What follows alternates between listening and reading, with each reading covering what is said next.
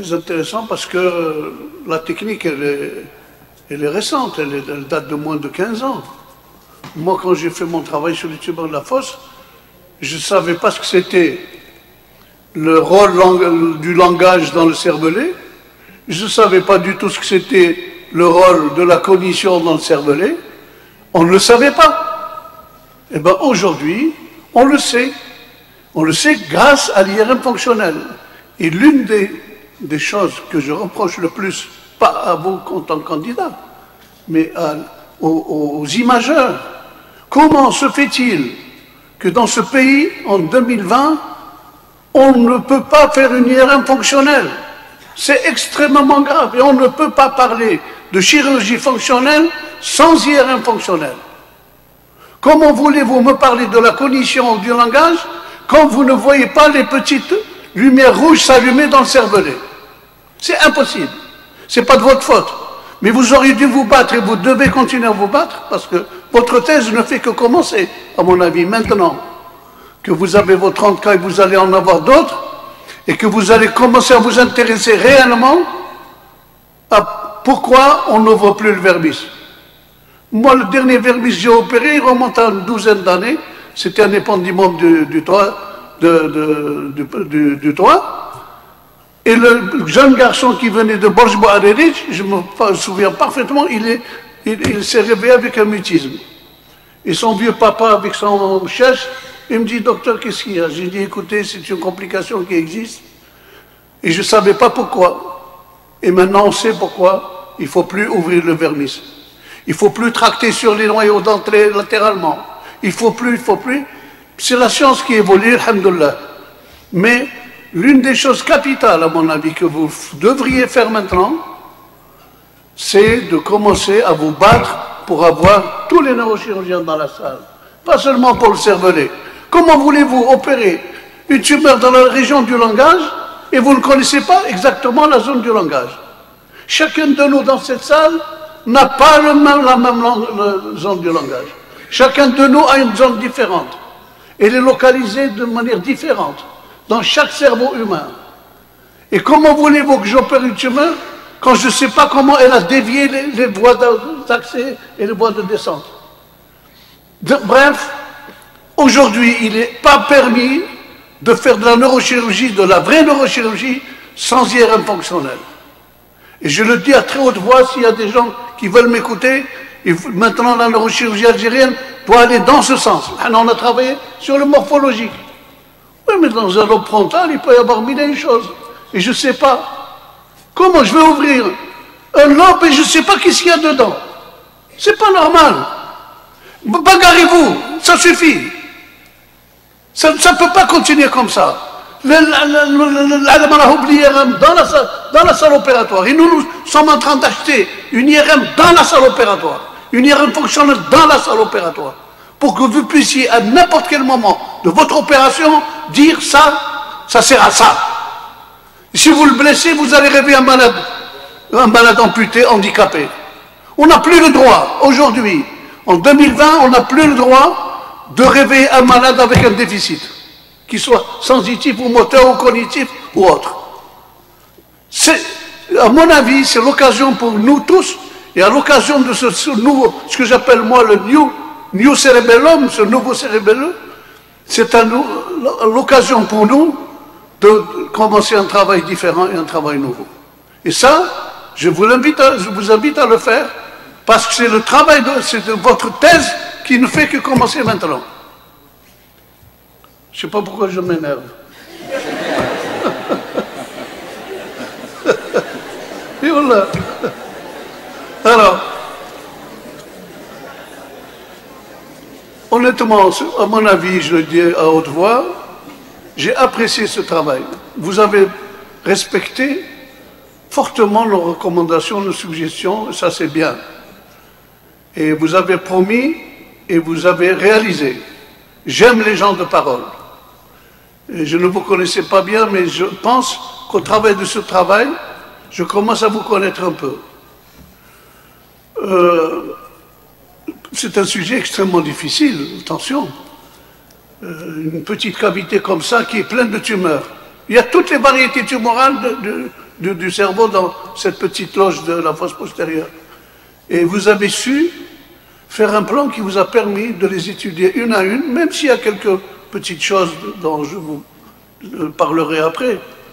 Et je ne suis pas là pour faire des critiques négatives, mais je vous donnerai ça par écrit, comme ça vous permettra d'enrichir Mais de manière générale, c'est un travail qui est très intéressant, il est prospectif. C'est rare de trouver un travail prospectif. C'est un travail sur 30 malades. C'est beaucoup. C'est vraiment beaucoup. Et j'ai aimé la manière de travailler, la technique, vous l'avez très bien rapportée et vous l'avez surtout très bien réalisée. Maintenant, les jeunes, dans la salle, ils savent qu'est-ce que c'est une voie télovélaire. Nous, maintenant, on dit, à chaque fois qu'on a une fosse, on dit on fait une télovélaire. Une télovélaire. Mais c'est quoi la télovélaire? Il faut que tout le monde sache qu'est-ce que c'est. Et c'est ton rôle de le faire. Nous, on n'opère plus, on n'ouvre plus de vermis. On n'ouvre plus de vermis depuis longtemps. Mais ce que je disais au professeur Kliba, il n'est pas toujours obligatoire de faire une télovélaire. Dès qu'on a soulevé légèrement les amygdales, si la tumeur elle est là, je m'arrête là. Si la tumeur elle est plus loin, j'ouvre la fissure. Si la tumeur ne va pas, j'ouvre l'autre fissure. Donc c'est à la demande. Et j'ai également beaucoup apprécié l'iconographie, très belle iconographie personnelle, et ça j'ai bien aimé, parce que j'ai remarqué dans votre présentation, et ça il faut le souligner à l'index du professeur Kliba, et vous avez tout à Béjaïa. Vous avez absolument tout, et vous pouvez opérer tout, et vous n'avez rien à envier ni à l'Europe ni aux États-Unis. J'ai vu tout le matériel, l'endoscope, le microscope. Comme disait mon maître Gali, je ne sais pas, je vais vous raconter cette anecdote, et quelqu'un était en train de dire la neurochirurgie, comme il est italien, il lui a dit « Eh merde, qu'est-ce qu'il faut pour la... » Il lui a dit « Il faut un suceur à gauche, une coagulation bipolaire à droite, et surtout un neurochirurgien derrière. » Voilà des trias. Il y a beaucoup de gens qui n'ont pas compris. C'est pas grave. Alors, et ça, je félicite mon ami le professeur Kliba, parce que c'est un travail colossal. Moi, j'ai ouvert un service dans les années 80, et je me souviens des difficultés de démarrage, c'est vraiment extrêmement dur. Maintenant que j'ai jeté beaucoup de fleurs, à nous deux.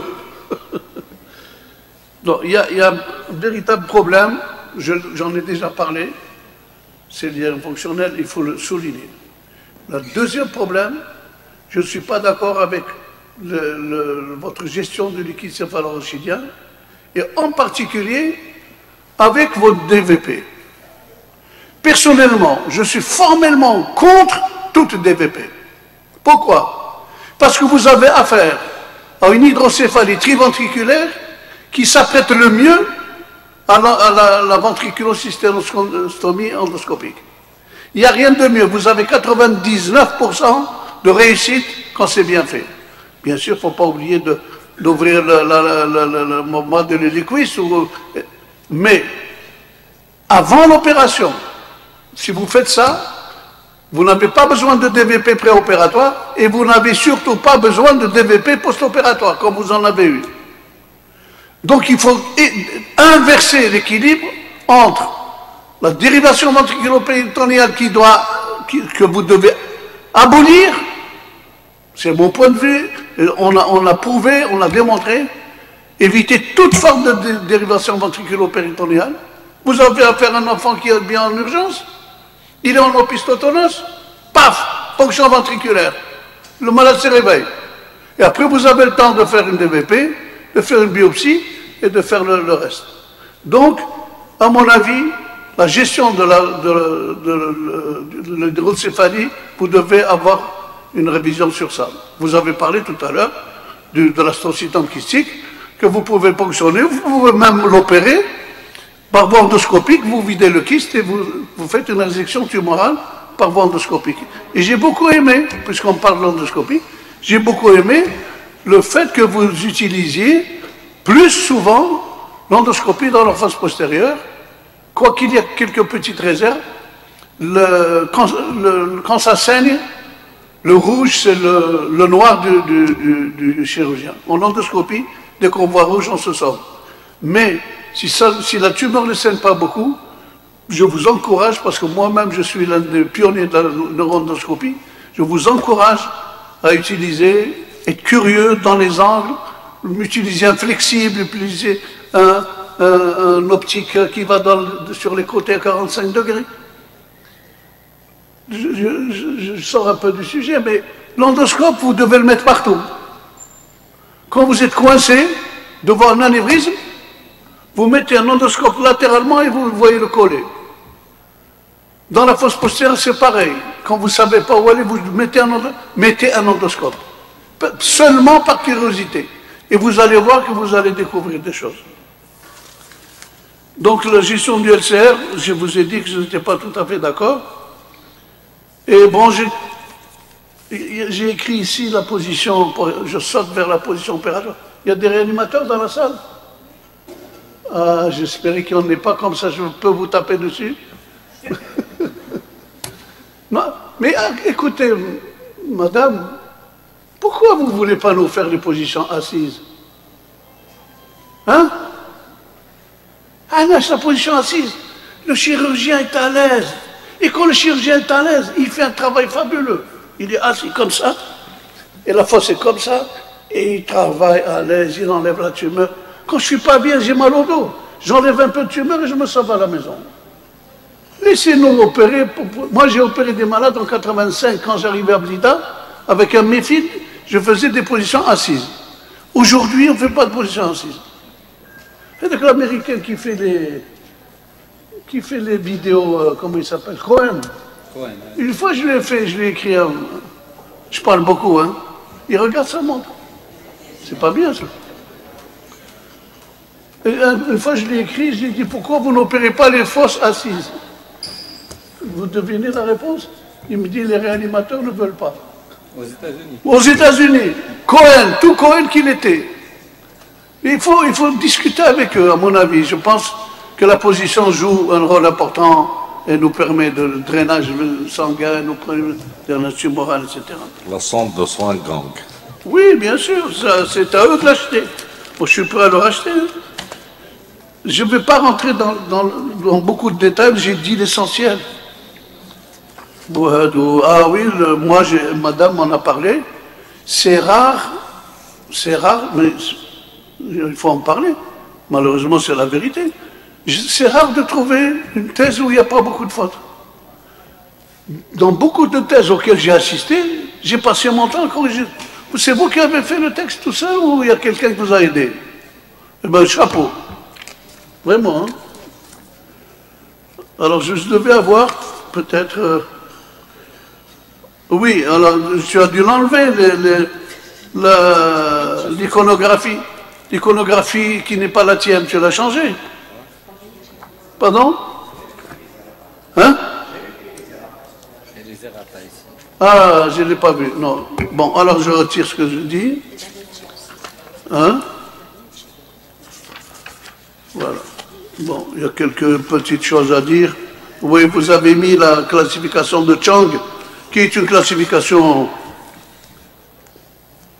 Ah oui, pour l'anapathe, j'ai discuté avec mon anapathe, pour le médulo, on n'a pas moins, pour le diagnostic, il faut un panel précis d'au moins 6 anticorps, n'est-ce pas, M. Bellarmé?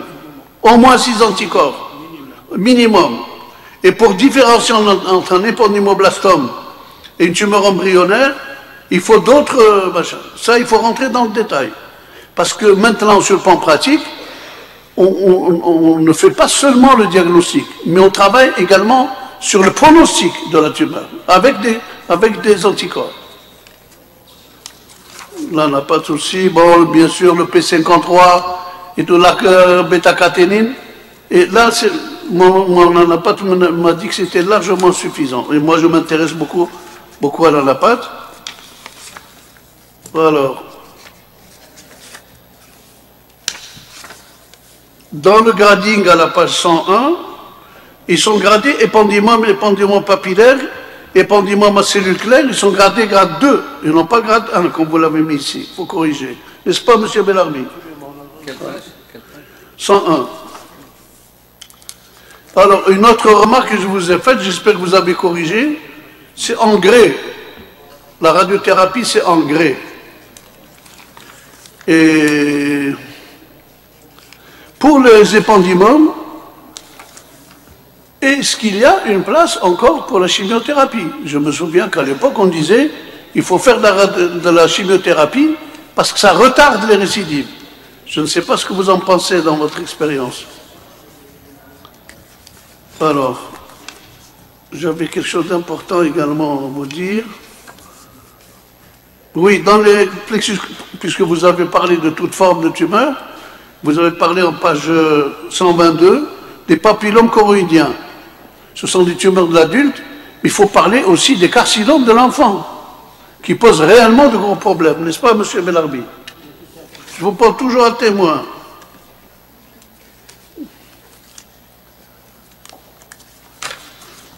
Alors, là encore, vous mettez la paraclinique, bon, c'est un détail, je vous le dirai après.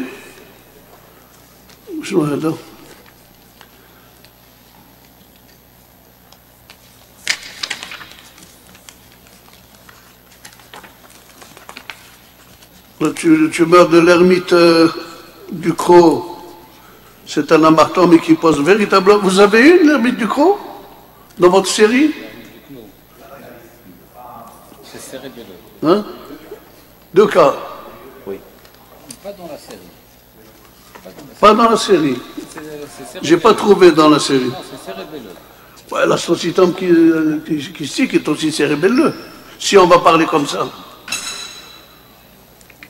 Ah, j'ai bien aimé la craniotomie au lieu de la craniectomie. C'est très bien, vous avez à peu près la moitié de vos malades, des enfants, chez qui vous avez fait des craniotomies, bravo.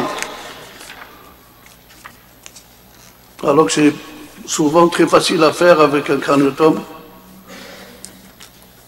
Bon, ça c'est le louchka, c'est pas la peine de rester dans le détail. Alors, c'est très équilibré entre, regardez, 193 sur 323. Matériel existe. Regardez, vous avez tout ce qu'il faut. Vous avez fait une position assise. Le chirurgien est très à l'aise. Alors j'ai trouvé un truc ici, à la page 217. C'est quoi manœuvrier? Un manœuvrier, pour moi, c'est quelqu'un qui entoure les gens. C'est pour rigoler, hein. C'est pas manœuvrier, c'est manœuvre. Hein. Vous savez ce que c'est un manœuvrier? Les gens qui vivent dans les eaux troubles. Voilà. Et je suis bien content également que mes idées soient répandues un peu dans ce travail, puisque vous faites des VCS biopsie. C'est très très bien. Vous êtes les seuls à le faire après Blida. C'est bien. Je trouve que c'est très bien. C'est très bien aussi la craniotomie, je l'ai déjà dit. Ah. Pour l'ouverture de C1, ou parfois même C2, tout dépend de la projection cysterno-cervicale. Si la tumeur s'arrête au niveau de l'obex, on n'a pas besoin d'ouvrir. Et on ouvre C1 qu'à la demande. Quand on a fini d'ouvrir la dure-mère et que la tumeur est encore dans le canal médulaire, on ouvre C1, parfois même C2. Il y a des épandymomes, il y a des méduloblastomes qui vont jusqu'à C3, C4. Donc, vous devez poursuivre la tumeur jusqu'à son... Voilà, l'infiltration, on en a déjà parlé. Alors, ce que j'ai aimé aussi, c'est... Vous avez donné des chiffres vrais. Quand on regarde votre thèse, il y a du vrai. Vous dites que vous avez eu des complications. Et que trouve zéro mortalité et zéro complication. Il y en a beaucoup qui le font, mais j'ai trouvé que c'était parfaitement vrai. La mortalité est réelle. Elle est bien d'ailleurs, elle est dans les normes. Et ici,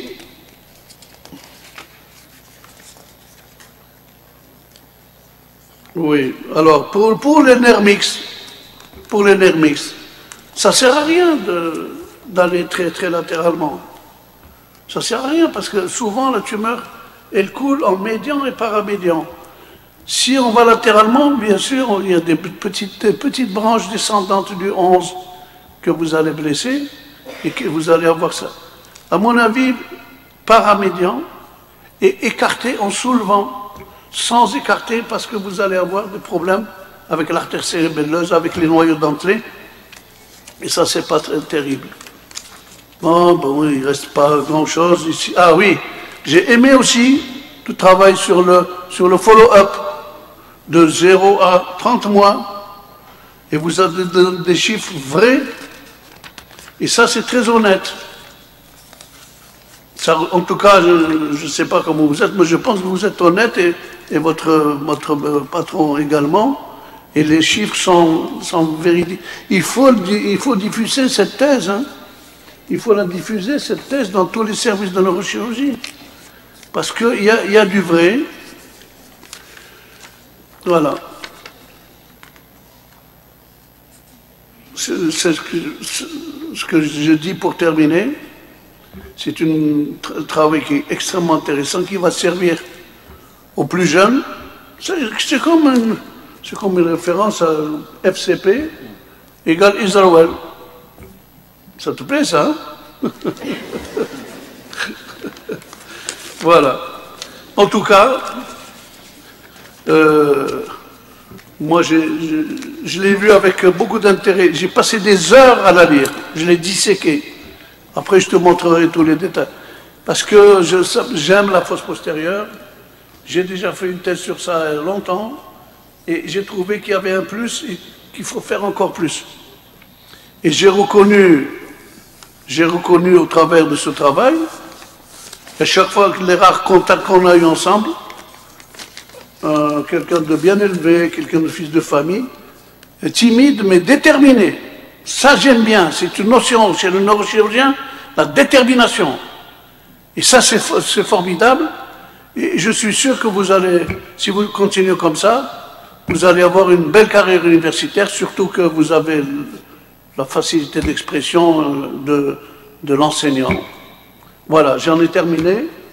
Est-ce que quelqu'un veut dire encore un mot? J'ai beaucoup parlé, hein? Comme d'habitude.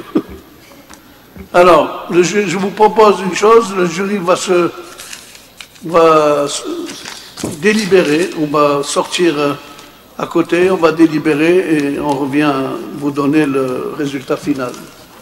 À tout à l'heure.